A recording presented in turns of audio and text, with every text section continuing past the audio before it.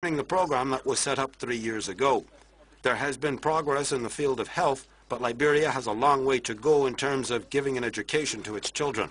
This was one of the goals of the UN program. There was a demonstration in front of the military court in Rabat, Morocco. 24 Sahrawis from the Western Sahara region are on trial for killing security force members. 11 national policemen were killed in 2010 during the dismantling of a separatist camp in the contested region.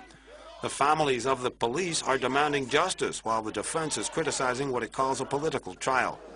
The Western Sahara is a contested region controlled by Morocco, claimed by a separatist movement, and also by Algeria. In Egypt, at least one person is dead, shot and killed outside the country's presidential palace in Cairo. It is yet another day of violent clashes between police and protesters. CNN's Ben Widerman reports from Cairo amid widespread discontent with the new regime. Riot police beat a semi-naked man on the ground. Images captured live on Egyptian television of a protest turned violent in Cairo, while flames lick at the gates of El Ittihadiyya Palace, official seat of the Egyptian presidency. A young man shoots fireworks over the walls of the palace, covered in anti-Muslim Brotherhood graffiti. Fireworks not of celebration, but of contempt for their president, the Brotherhood's Mohamed Morsi. This person's bad. And liar. He's a very big liar. He's a liar. He's a big liar. He's a very big liar. The people want to topple the regime, they chant, a familiar refrain in a country where the head of state no longer rests easy.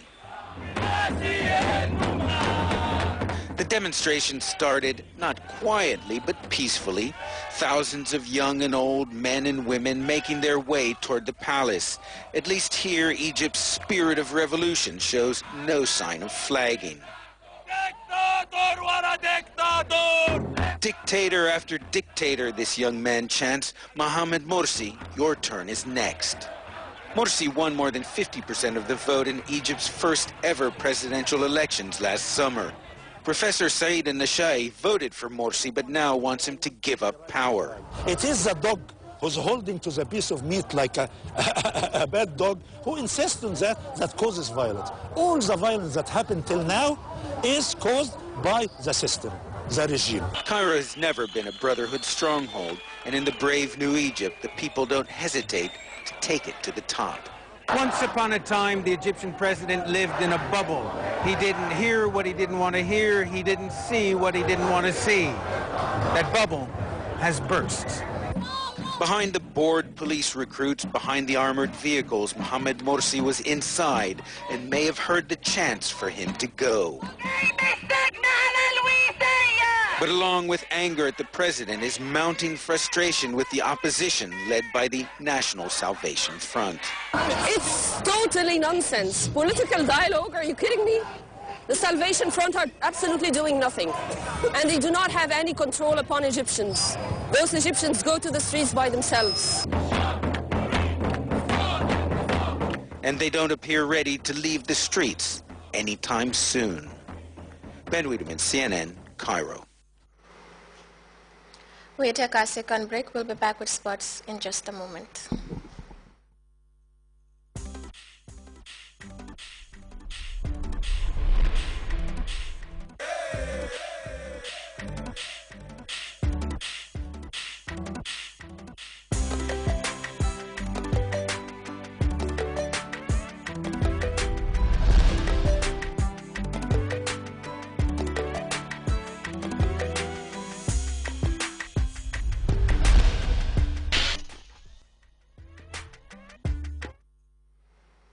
Welcome back. The Lusaka Olympic Center has become a source of national pride in Zambia. Young people from all walks of life are making the most of the multipurpose center to improve their sporting abilities. For many, it's a place to nurture the big dream of a major break in sports one day. We have more in this report. Ernest is on his way to the multi-sports center, where he will meet his friend Major for a workout. These young Zambians both play netball. In fact, Major is the assistant coach for the team. The Olympic Center on Kabwe Road in Lusaka is the perfect place for them to train or just hang out, and the reasons are plenty. After training for the training session for netball, you can go to football. From there, you go to basketball. Yeah, we have everything under one roof. And the uniqueness of this place, you can even see the way they made the netball pitches. It's unique, very much unique.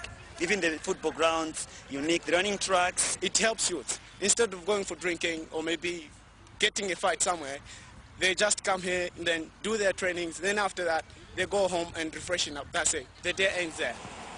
Every individual should have access to sport. This is the principle behind the top-of-the-range, well-maintained sports complex.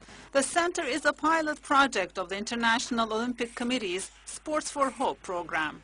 Since it opened 3 years ago, it's been attracting over 10,000 youth a month for 17 different sports. Funding comes from the IOC, the government, and the private sector, and the entrance is free of charge.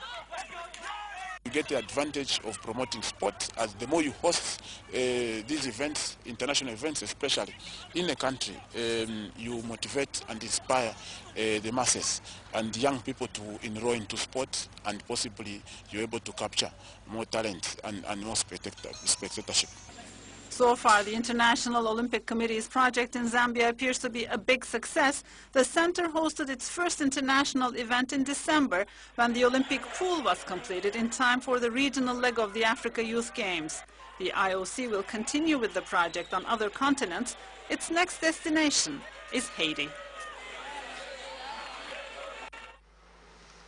And before we go, a reminder of our headlines. The 6th edition of the International Trade Fair Gambia has kicked off at the Independence Stadium, drawing entrepreneurs from across the world. The chairman of the Independent Electoral Commission has concluded his tour of the regions, calling on the electorates to participate massively in the April 4th local government elections.